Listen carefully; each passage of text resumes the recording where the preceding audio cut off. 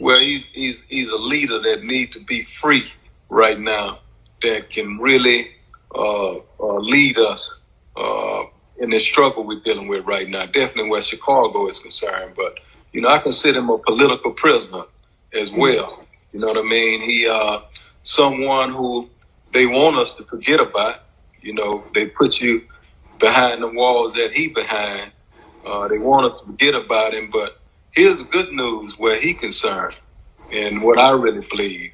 I believe he'll be home real soon. But, the Creator opened the gates up and allowed him to be free. And the beautiful thing about him is he don't take his freedom for granted. You know what I mean? He free, and he ain't forgot where he came from. You know what I mean? That's my brother there who spoke about that sleeping giant. Me and him was kicking it on the intro of the Ghetto Boys, when he say they scared of him because he know how to awaken that sleeping giant.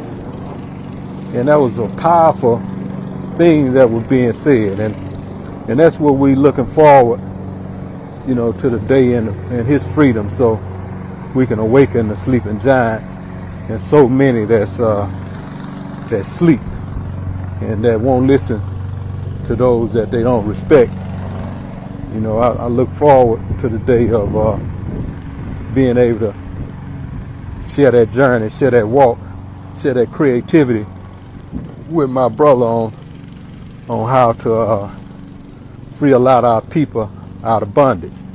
And every politician that's for that, we're going to be with them too. You know what I mean? The real ones that's really for our people, then that's who's going to get my vote. You know what I mean? The real politicians that's for our people. I don't discriminate. When Donald Trump made the decision to pardon Larry Hoover, it sparked immediate conversation across the country. Some saw it as a bold move toward justice and second chances, while others questioned what it meant for accountability and responsibility. Regardless of where you stand, it was a moment that forced people to look at the bigger picture, not just of one man, but of the entire justice system and the path toward rehabilitation. Larry Hoover had been behind bars for decades. He was a controversial figure, often mentioned in conversations about leadership, influence, and street culture. Over the years, public opinion on Hoover began to shift.